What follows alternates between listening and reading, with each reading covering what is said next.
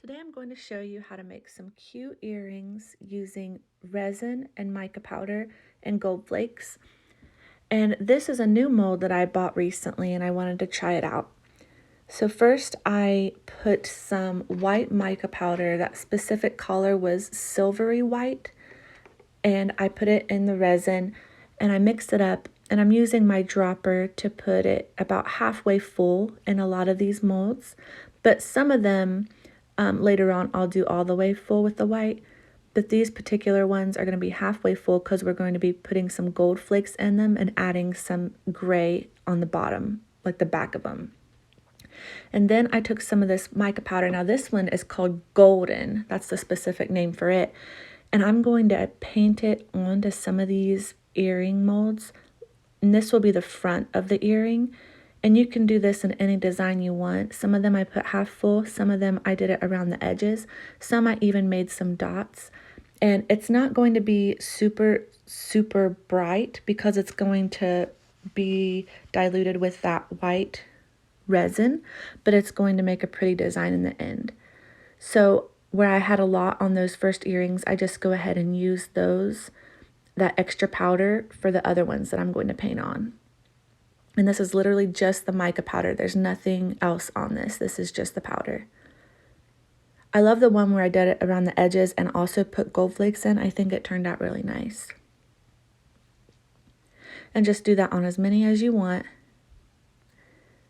And then once you're done with that, I filled those completely with white resin. So those are only the yellow mica powder with the white resin.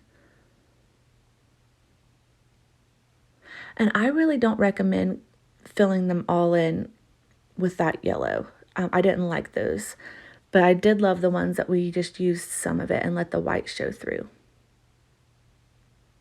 And you can do this with any of the other mica powders. You can make several different colors at once. That would be really cute.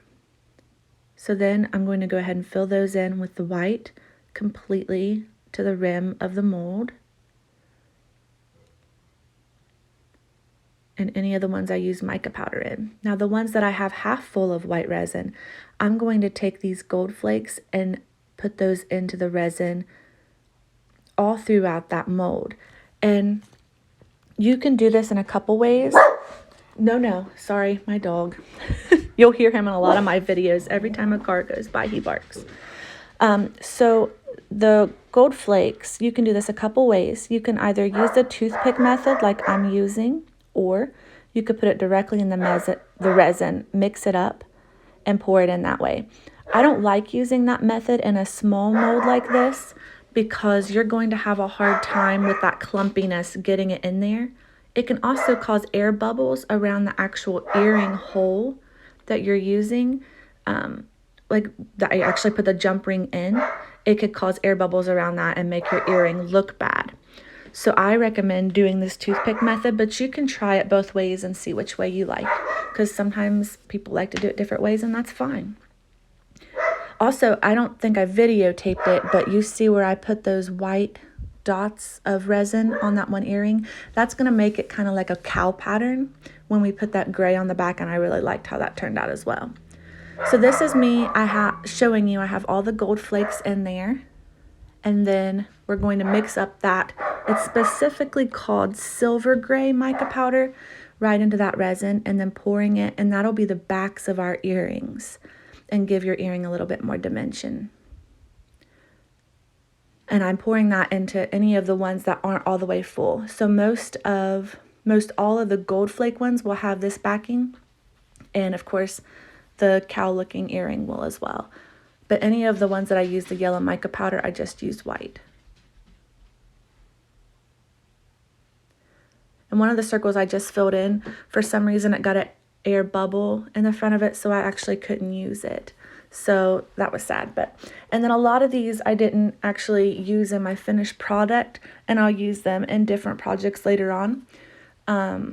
Some of them I noticed, because this is a new mold, it was my first time using it, some of them I noticed didn't actually make an actual pair. So some of them had 2 earring holes, where the one that was a similar shape only had 1. So I actually had to drill a couple holes in them to make them match. So some of them I just didn't use altogether, but I still got 7 earrings out of this project, and I think that they looked really pretty in the end. Now here you see me just using this popsicle stick, which you can do that on those bigger earrings. It does get a little bit more messy because I'm not the best at doing it this way, but the dropper can sometimes take a long time to fill up with resin. So at this point in time, I must have been a little bit more impatient, so I wanted to do it this way. And by the way, before I did this step, that white resin had already dried overnight. And then once you're done with the gray resin, you have to let it dry overnight as well. So that's how those cow ones turned out. And that's how the gold flakes look. They kind of stay in that front, and it looks really pretty.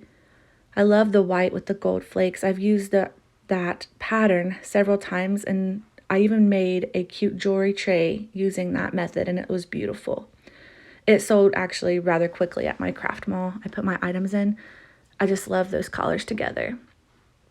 Is it this one? Yeah, this one had an air bubble in the front, so I couldn't use it. And then I love the way the mica powder, that yellow with the white, turns out. So pretty. And that one I think was my favorite, that had the yellow mica around the edge with the gold flakes. So this is how you're going to put them together. You're going to need 3 jump rings, and you find the matches and you make a pair of earrings that match. The jump rings are actually kind of hard to get into these earrings because they are thick. The mold made really thick earrings. So you really have to push to get those jump rings through, and it will bend your jump ring a little bit. So you'll have to kind of shape it back. And then for the top earrings, of course, you just need the 1 jump ring and your earring hook.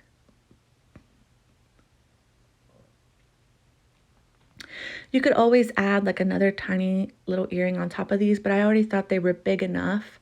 I didn't want to make them any bigger. But the little pieces for the tiered earrings, I love how they turned out. And I love how some of them, like the black accents with the white and yellow and gold, I think that looks really pretty together. So this is the cardboard earring display cards I use for these type of dangles. I just put that little rubber clear back on there on each one, and then you just price it and you're ready to sell them. And I think they turned out really cute. I hope you try this project, and if you liked it, I have a ton of other videos on my channel of how to do different types of resin and earrings and jewelry and other projects. So if you like it, please subscribe and like this video, and I hope that you have a blessed day and you're inspired to make your own beautiful pair of earrings.